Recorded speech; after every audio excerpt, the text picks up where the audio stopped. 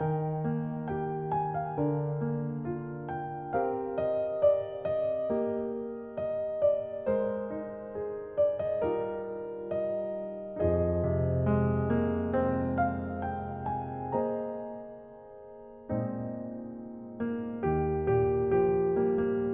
말씀의 제목이 인생은 나그네 길인데요.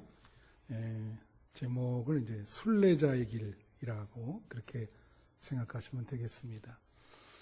요즘 이제 방역이 풀려서요. 그동안 3년 동안 집안에만 있었던 사람들이 해외여행을 그렇게 본물 터듯이 가고 있습니다. 그래서 지난번 신문을 보니까 일본 여행이 그 엔저 효과로 평소보다 한 10배 정도 그렇게 많은 사람들이 일본 여행을 가고 있다. 그렇게 이제 난 기사를 봤어요. 많은 사람들이 지금 이제 여행을 가려고 그렇게 계획 중에 있는 것입니다. 여러분, 여행이라는 게 우리 일상생활 속에 좀 숨통을 틔워줄 수 있는 좀 새로운 것을 경험해주고 새로운 마음을 가질 수 있는 중요한 시간이 될 수가 있죠. 여러분에게도 좀 그러한 앞으로 이제 좋은 여행을 계획하시고 다녀오셨으면 좋을 것 같습니다. 성경에는요, 그런데 인생을 여행이라 그렇게 비유를 해요. 인생을 비유하는 게 여러 있어요. 뭐 마라톤으로 비유하는 사람이 있고, 근데 성경에는 여행으로 그렇게 비유를 합니다. 그 이유는 여기 보면 베드로전서에서 이 나그네라고 그렇게 표현을 합니다. 그래서 우리가 베드로전서에 특별히 나그네라고 하는 말이 많이 나와요. 베드로전서 1장 1절을 보시면 뭐라고 나오냐면 예수 그리스도의 사도 베드로는 본도, 갈라디아, 갑바도기아, 아시아의 비두니아에 흩어진 뭐라 그래요? 나그네. 그 흩어진 성도들을 나그네라 그렇게 얘기를 합니다. 또 오늘 본문 말씀 베드로전서 1장 17절에 뭐라 그러죠? 여기 보면 외모로 보시지 않고 각 사람의 행위대로 심판하신 이를 너희가 아버지라 부른즉 너희가 나그네로 있을 때에 두려움으로 지내라. 그렇게 이야기하고 있어요. 또 이거는 베드로전서 2장 11절에 또 나와요. 사랑하는 자들아 거류민과 나그네 같은 너희를 권하노니. 그렇게 나와요. 그래서 어떤 신약학자는 베드로의 신학을 나그네 신학이다. 그렇게 이야기를 합니다. 여기에 이 나그네라고 하는 말은요. 헬라어의 파라이코스라고 하는 말인데 이거는 타국에 임시적으로 여행을 위해서 거주하는 자를 말하는 거예요. 타국에 여행을 위해서 임시적으로 거주하는 자, 그걸 나그네라 그래요. 그런데 사실은 베드로가 여기서 나그네라고 하는 표현을 썼지만은 이 나그네라고 하는 표현이 베드로는 어떤 의미로 쓰는 거냐면 순례자라는 의미로 쓰는 겁니다. 다 같이 순례자. 그래서 1장부터 나오면 계속 나그네에게 필요한 것은 믿음이다, 소망이다. 오늘 본문 말씀에도 하나님 앞에서 나그네는 참 하나님을 의식하며 두렵게 지내야 된다. 자, 이렇게 계속 이야기를 하고 있는 것이죠. 그러니까 사실은 베드로가 나그네라 그럴 때는 순례자라 그렇게 여러분이 여기셔야 돼요. 그럼 여러분 나그네와 순례자의 차이점은 뭡니까? 나그네는 방랑자죠. 쉽게 말하면은 뭐 어디 가겠다는 계획도 없고요.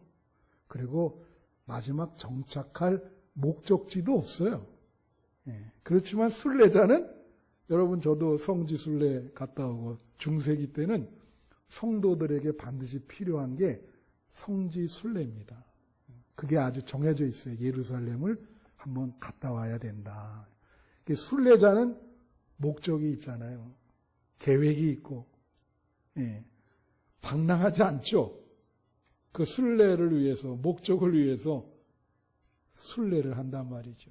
그러니까 여기서 베드로가 인생은 나그네다 할 때 그것은 인생은 순례 여행이다. 그렇게 보는 거예요. 여러분이 이제 순례 여행을 하는 것이 인생인데, 저도 여러분 여행 많이 하셨죠. 저도 여행을 이제 성지순례도 갔다 오고 이렇게 여러 번 했지만서도 여행을 할 때 좋은 여행이 되려면요 3가지 조건이 필요합니다. 그래서 여러분에게 지금 그 말씀을 드리려고 그래요. 첫 번째는요, 좋은 여행이 되려면 좋은 동반자가 있어야 돼요. 여행은 뭐 홀로 하는 것도 뭐 그렇지만 그래도 동반자가 있어야 여행이 행복합니다. 제가 한 번은 이게 이제 성지 순례를 갈 때 이제 방을 어떤 목사님이랑 같이 쓴 적이 있어요. 근데 사람이 이렇게 서로 몰랐던 사람이 방을 같이 쓴다는 게 쉽지 않은 일이죠. 아마 그분도 저한테 불편함을 느꼈을 거고, 저는 그분한테 어떤 불편함을 느꼈냐면, 그분은 밤에 불을 켜고 자요. 저는 불을 켜면 잠이 안 옵니다. 그런데 계속 불을 켜니까 이거 뭐 말을 할 수도 없고 잠이 계속 안 오는 거예요. 그러니까 여행이 잠자리가 불편하니까 어떻게 행복한 여행이 못 되죠. 그 특이한 게 그분은 저녁에 밤에 세수를 하고 자요. 그리고 아침에는 세수를 안 해요. 참 특이하시더라고. 그냥 거꾸로 저녁 밤이 하루의 출발이라고 생각을 하고 계시더라고. 전혀 저랑 주기가 반대죠. 그런 거예요. 그래서 여행에는 그러한 좋은 동반자가 돼야 되는데, 자, 인생을 여행이라고 그러고 순례자 여행이라 그럴 때 좋은 동반자가 반드시 돼야 될 분들이 누구죠? 남편, 아내, 그죠? 평생을 함께 가는데 이게 참 좋은 남편, 좋은 아내, 좋은 동반자가 돼야 인생 여행이 행복합니다. 친구도 마찬가지죠. 좋은 친구를 사귀어야, 좋은 친구가 동반자가 돼야 인생이 행복하고 뭐 같이 정말 사귐을 가질 수 있는 거예요. 부모와 자식도 마찬가지입니다, 여러분. 부모도 좋은 부모, 다 좋지만은 자식도 마찬가지예요. 제가 지난주에 어떤 그 꼬꼬무라고 하는 SBS의 프로가 있더라고요. 거기서 그걸 보면서 참 눈물을 많이 흘려.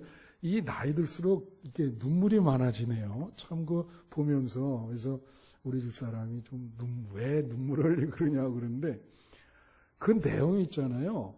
그 아이가 그 산부인과에서 바뀐 거예요. 바뀌었는데 이쪽 집은 이제 쌍둥이애고 이쪽 집은 그 아이가 뇌성마비입니다. 근데 이제 이게 바뀌어서 쌍둥이 하나를 이쪽이랑 바꿔가지고 한 3년을 키운 거예요. 이게 사람이 기른 정이 있잖아요. 이게 어떤 그 얘기하면 길고 어떤 사건을 계기로 이게 바뀌었다는 걸 알게 된 거예요. 유전자 검사도 다 하고. 근데 이게 뇌성마비지만 이쪽 기른 엄마는 아주 정성스럽게 키웠어요, 애를. 자기 아이라고 생각해서. 그래가지고 이제 부모를 이제 만나서 이제 했는데, 그러면 이제 바꿔야 될 거 아니에요. 근데 저쪽에서 자기 아이가 뇌성마비니까 거절을 하는 거예요. 근데 거절한다고 그래서 그게 되는 게 아니거든요. 이게 법적으로 반드시 바꿔야 되는 거예요, 그거는. 그러니까 이제 거절을 하다가 이제 어쩔 수 없어서 바꿨죠. 정상화는 일로 오고, 이 뇌성마비 걸린 아이는 이제 그쪽으로 갔는데, 한 6년 지나서 그 아이가 보고 싶은 거예요. 이 기른 엄마가. 그 사랑을 많이 줬으니까, 또 부족한 애니까 얼마나 맨날 자기가 없고 그렇게 키웠다 그러더라고요. 젖을 다 먹이고. 찾아봤더니 애가 없어진 거예요. 그래서 계속 찾다가 거의 한 17, 8년 흐른 후에 이제 방송에 나가서 이제 그 기른 아이를 좀 찾고 싶다. 그 아버지도 그렇고 이게 사람이 참 착하시더라고. 그런 착한 사람은 자손이 복을 받게 돼 있죠. 얼굴도 그 엄마가 아주 착해. 그래서 한 번이라도 좀 보고 싶다. 그 아이가 잘 있는지. 그랬더니 그 재활 애들이 내성마비만 모여 있는 시설이 있지 않습니까? 국가에서 그 병원에서 전화가 온 거예요. 그 아이가 여기 있다고. 그러니까 한 21~22살 된 거예요. 그러니까 뭐 감사하다 그러면서 간 거죠. 가서 이제 그 아이를 본다고 왜 이렇게 됐냐 이렇게 물어봤더니 한 8, 9살 시절에 그 부모가 아주 새벽인데 어디 가야 된다 그러면서 컴컴한 밤에 어디를 가서 놓고 엄마가 곧 온다. 그리고 가버린 거예요. 버린 거죠. 그러니까 거기 혼자 이렇게 그 몸도 온전치 못한 애가 그렇게 있으니까 길거리 가던 사람이 이제 그 요양시설에 넘긴 거예요. 거기서 이제 자랐으니까 그리고 그 얼굴을 보면서 아이고 참 고생 많이 했다. 그러면서 이제 그때부터 매주 일주일에 한 번씩 이제 그 시설에 있는데 그냥 맨날 엄마 아버지가 되어주는 거지. 그래서 그 자초지정을 다 얘기하고 매주 이렇게 김밥 싸가서 줘 하여튼 뭐 계속 그렇게. 근데 그래서 또 20년이 흘러서 45살이 된 거예요, 이 아이가. 그래갖고 이제 만나는 장면 나오는데 야 눈물 없이는 못 봐. 근데 그걸 보면서 참 그래도 이 아이가 정말 하나님이 주신 생명인데, 근데 불교에서는 이거를 인연이라 그러잖아요. 어떻게 그래도 기른 부모를 그래도 그 하나를 복을 받은 거예요. 그래서 그 착한 부모를 만나서 남은 생에는 그래도 잘 가는 거죠. 그게 동반자입니다. 부모도 사실 자식들을 위해서 좋은 동반자가 돼야죠. 그런 얘기예요. 그래서 그걸 보면서 야, 참 얘는 참 그 피 하나도 안 섞였지만 그래도 이렇게 좋은 부모 동반자를 하나님이 대주셔서 이렇게 살게 됐구나. 우리가 이걸 영적으로 얘기하면요, 우리의 동반자, 영적인 동반자는 누구십니까? 우리는 예수님인 거예요. 그죠? 예수님이 요한복음 15장에 보면 나는 너의 친구라. 그러면서 너와 함께 평생 같이 가겠다. 그렇게 얘기를 합니다. 오늘 본문 말씀에 베드로전서 1장 18절에 보면 무슨 말이 나오냐면 18절, 19절에 보면 그러므로 너희가 알거니와 너희 조상이 들려진 헛된 행실에서 대속함을 받은 것은 뭐라고 나오냐면 대속함을 받았다. 그렇게 얘기해요. 대속이 뭡니까?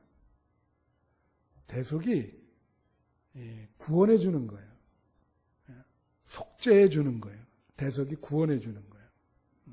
그러니까 이제 예수님이 우리의 인생의 동반자라고 하는 것은 같이 가잖아요. 그럼 우리가 어렵고 힘들 때 예수님은 우리를 구원해 주시기 위해서 있는 겁니다. 그래서 영적인 동반자예요.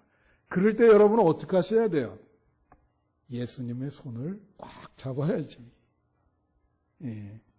그걸 놓치면 아까도 그 아이가 그 부모 잘못 만나서 버림을 당하잖아요. 예수님은 여러분은 버리지 않죠. 여러분이 놓치지 않는 한. 명심하셔야 돼요. 꽉 잡으시면 대속함을 받은 것은 여러분을 어려운 일이 있을 때 구원을 해준다. 그게 동반자. 둘째로는 둘째로 여행을 잘하려면 짐이 가벼워야 돼요. 당연하죠. 저도 이제 그 여행 가끔 가면 짐을 싸지 않습니까? 짐을 쌀 때 진짜 정말로 필요한 것만 가져가요. 저는 집에 이렇게 가구가 있는 것도 별로 안 좋아합니다. 저는 텅 이렇게 혼한 걸 좋아하기 때문에. 어떤 분들은 어떻게 해요? 와, 그건 뭐 한 열흘 가는데 그냥 뭐 가방, 이민 가방으로 한 3개, 4개 가져가는 사람들이 있어. 근데 그렇게 짐이 많으면요, 맨날 아침, 저녁으로 풀었다 또 이렇게 하죠. 그게 짐이 된다고요. 그게 짐이 돼. 그리고 거기에 뭐 이상한 거 집어넣고 가잖아. 한국 분들 보면 뭐 김치, 젓갈 뭐 이런 거 그거 같이 뭐 다 가지고 가거든. 그러면 그게 세관 통과할 때 그게 걸리는 수가 있어요. 이게. 그러면 그거 계속 해놓고 원래 농산물 이런 거를 못 가져가게 돼 있거든. 그러면 여행할 때마다 걱정이야. 아니 세상에 비행기 탈 때도 아이 저거 잘 통과될까? 아이 그러니 그게 무슨 좋은 여행이 되겠어요? 그 여행길에 그냥 싸가지고 무슨 말씀인지 아세요? 그래서 여러분 최희준이라는 가수 아시죠? 그분이 하숙생이라고 하는 노래 참 그 노래가 이게 참 무슨 인생 진리를 얘기하는데 그 하숙생 내기 그 노래 가사가 어떻습니까? 인생은 나그네 길 어디서 왔다가 어디로 가는가? 응? 구름이 흘러가듯 떠돌아 오듯이 정일랑 미련일랑 두지 말자. 여기서 정과 미련이 뭡니까? 이게 집착하는 거예요. 집착하는 거. 네. 그러면 이 인생이 힘들어. 우리 짐이 얼마나 많아요. 생존을 위해서 짐을 져야 되죠. 늘 먹고 사는 문제가 우리 어깨를 예수님께 맡겨야 되는데, 그죠?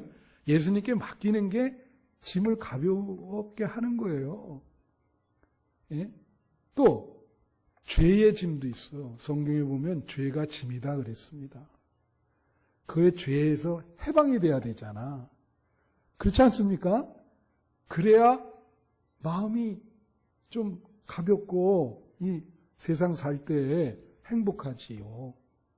그래서 18절, 19절에 또 뭐라 하냐면 베드로전서 1장이 뭐예요? 18절. 여기 보면 헛된 행실에서 대속함을 받은 것은 은이나 금같이 없어질 것으로 된 것이 아니다. 그래요. 은과 금은 뭐죠? 여러분? 돈이에요.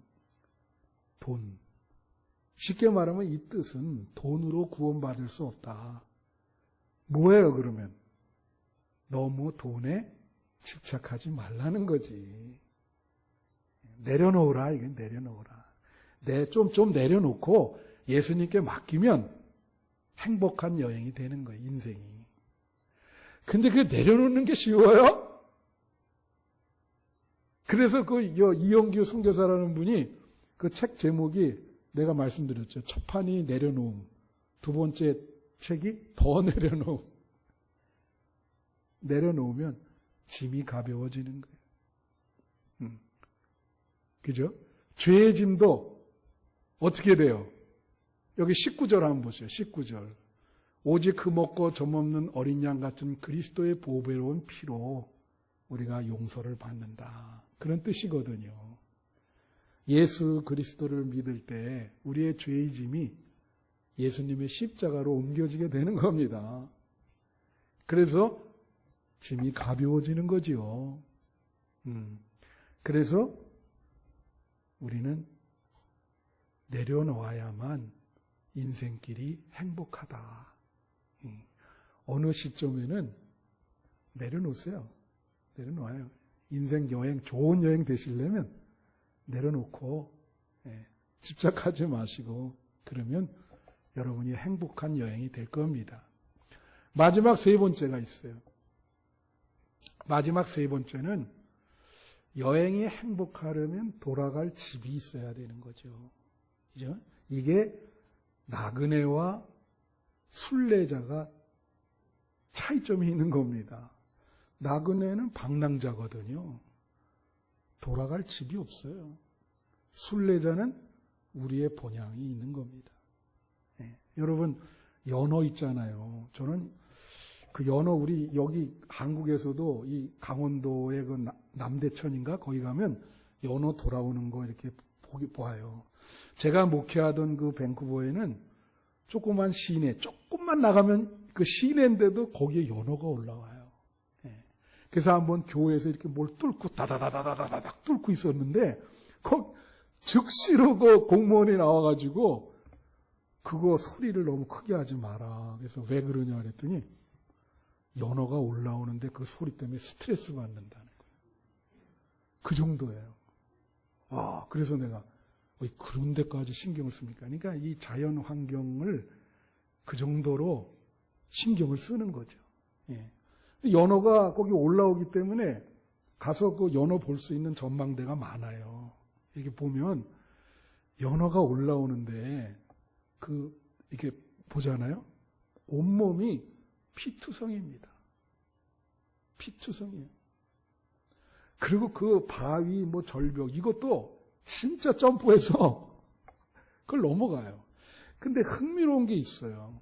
연어는 의식이 있습니까? 근데 내가 하는 건 얘는 바다에 있다가 적당한 시점 되면 몸과 이 생각이 돌아가야 된다. 모든 에너지를 돌아가야 된다. 내가 태어난 곳으로 돌아가야 된다. 그게 물고기가 있는 거예요. 사람도 없는 그런 의식이 물고기가 있다고요, 그게. 그러니까 참 희한하죠. 그러니까 그거는 아무도 막을 수가 없어요. 하여튼 무조건 자기 태어난 곳으로 올라갑니다. 그죠? 갈 곳이 있어요. 연어가 갈 곳이 있다고. 그죠? 우리가 어렸을 때 보면 무슨 일을 하냐면은 어린이가 놀이터에서 놀아요. 이제 황혼이 이제 이렇게 땅거미가 지기 시작합니다. 노는데 듣고 봐.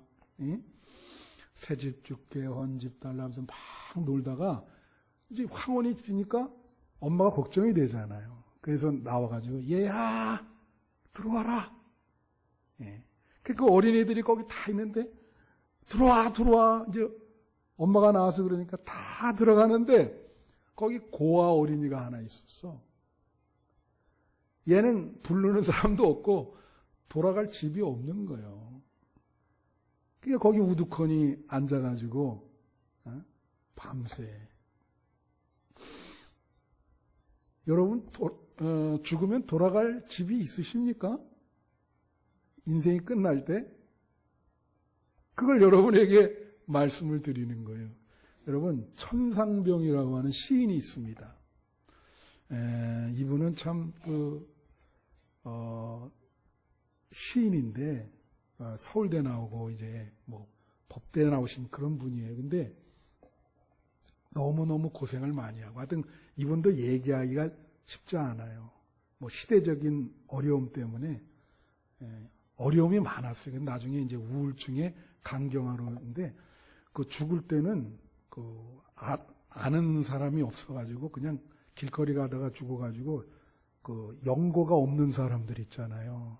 그런 시립병원 같은데 그런데 누워 있다가 그냥 돌아가신 분이에요. 근데 이분이 돌아가시기 전에 쓴 시가 있습니다. 유명한 시인데 여러분에게 하나 읽어드리면 시가 이래요. 시의 제목이 귀천인데 귀천이 뭐죠? 하늘로 돌아간다. 그런 뜻이에요. 이렇게 나 하늘로 돌아가리라 새벽빛 와닿으면 쓰러지는 이슬 더불어 손에 손을 잡고 나 하늘로 돌아가리라. 노을빛 함께 단 둘이서 기슭에서 놀다가 구름 손짓하면 나 하늘로 돌아가리라. 아름다운 이 세상 소풍 끝내는 날 가서 아름다웠다고 말하리라. 네. 여기 보면 이 시에 하늘로 돌아간다는 말이 많이 나와요. 난 하늘로. 그러니까 이분은 인생을 여기 잠깐 소풍 온 걸로, 여행 온 걸로 이야기를 해요. 그러면서 뭐라고 했냐면, 노을빛 밑에서 놀다가 구름이 손짓하면 올라가서 인생이 아름다웠다고 하나님께 얘기하겠다, 이런 소리예요. 근데 사실 인생이 그렇게 아름답지 못했거든요. 고통 속에 보냈지만 마지막에는 그래도 나는 소풍 잘 왔다. 하나님께 가서 참 아름다웠다. 여러분 만약에 돌아가실 때 자녀들에게 어떤 유언을 남기겠어요? 그죠? 여기 지금 이거 참 감사하다. 여기까지 그래도 하나님 은혜고 인생이 참 아름다웠다. 그렇잖아요. 예? 그렇게 표현한 거예요. 예. 그래서 이분도 이렇게 인생이 좋은 여행이다. 여러분, 이제 나그네와 이 방랑자 그리고 순례자의 차이점이 뭐예요? 중요한 차이점은 순례자는 어디서 왔다가 어디로 가는지 알죠. 예. 그리고 목적이 분명하죠. 나그네는 이건 없어요. 방랑자예요. 그죠? 그냥 이건 방랑하는 거죠. 그 예수 안 믿는 사람들이 인생을 얼마나 방랑을 합니까? 방황하고. 그 다음에 이 순례자는 소망이 있어요. 우리 존 버년이 철로역정이라는 책을 썼는데 거기 보면 기독교가 천성을 향해서 소망을 가지고 가잖아요. 근데 나그네와 방랑자는 뭐죠? 허무입니다. 허무. 그래서 바울이 로마서 7장에 보면 이런 말이 있어요. 피조물이 허무함으로 탄식한다. 피조물이 허무함으로 탄식한다. 그러니까 인생의 의미를 못 느끼는 거죠. 응? 인생의 의미를. 여러분 마태복음에서 예수님이 그 마귀에게 시험 받을 때 돌을 떡으로 만들려고 그러니까 뭐라 그랬어요? 사람은 떡으로만 살 것이 아니라 하나님이 주시는 말씀으로 살아야 됩니다. 그렇게 대답했죠. 그건 무슨 뜻입니까, 그거에? 말씀은요, 성경 말씀도 의미하지만 그거는 어떤 인생의 보람, 의미, 그걸 얘기하는 거예요. 사람은 밥만 먹고 못 살아요. 여러분의 인생이 그래도 보람이 있고 의미가 있어야 돼요. 그래야 그게 좋은 여행이고 행복한 여행인 거예요. 제가 이것도 얼마 전에 신문에서 봤는데 여자분이 이제 아이가 둘 있고 남편도 있는데 아파트에서 떨어져서 자살을 했어요. 근데 이제 그냥 그 자살이 어떤 그 해프닝이 있었냐면 자살하려고 떨어졌는데 떨어지면서 아래층에 그 난간을 붙잡은 거예요. 자, 본인은 지금 어떻게 해요? 이분이 이제 우울증인데 본인은 자살하려고 했는데 몸은 본능적으로 내려가다가 그걸 붙잡은 거예요. 그러니까 지나가던 사람들이 보고 야 저거 어떡하냐 해서 경찰에 연락을 했어. 경찰이 4명이나 와가지고 그 사람을 이제 끄집어내가지고 집에 데려가서 방에 있고 또 이런 일이 있으려나 하고 지키고 있는 거예요. 응? 근데 이제 남자 경찰까지 간 거야. 이 여자는 이제 혼자 거기, 애들은 다 학교 가고 그 앞에서 이제 이렇게 있는데, 근데 이 여자분이 뭐라 하냐면 그러는 거예요. 알았으니까 그냥 우리 남자 경찰관이랑 같이 있기가 그러니까 좀 밖으로 나가주세요. 그냥 복도나 마루에 그냥 거기 계시라고. 그 말만 믿고 나갔어요. 그런데 나가자마자 문을 딱 걸어 잠그고 거기 안방에 있는 그 창문 있잖아요. 거기를 통해서 다시 떨어져서 죽은 거예요. 참, 난 그 사건을 참 흥미롭게 봤는데, 그래서,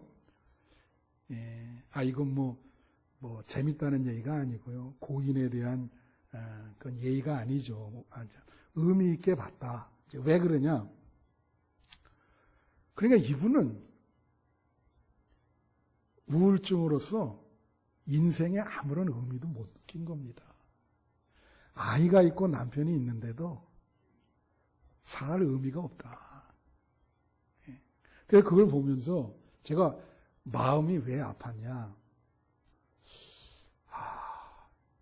누구 하나라도 저분에게 예수님을 전했으면 그래도 예수를 믿는 것이 인생의 의미를 주었을 텐데 안타깝더라고. 여러분은 와서 예수님을 붙들지만 지금 세상에 방황하는 사람들 참 많아요. 여러분, 그런 사람들에게 새해에는 좀 가서 복음을 전해주세요. 그 방황하는 그 사람들에게 예수님 당신을 사랑합니다. 절대 그런 믿음이 있으면 죽지 않죠. 예. 그래서 이제 말씀을 마치면 이 순례자가 나그네와 다르게 가지고 있는 의식이 있어요. 어떤 의식을 가져야 돼? 연어가 아까 보면 하여튼 뭐 어려워도 죽을 힘을 향해서 이 바위도 튀어서 넘어가고 상처를 받으면서 가잖아요. 그게 이제 의식이거든요. 그게. 그럼 우리가 순례자라 그럴 때 어떤 의식을 가져야 되냐? 시간 의식을 가지셔야 돼. 시간.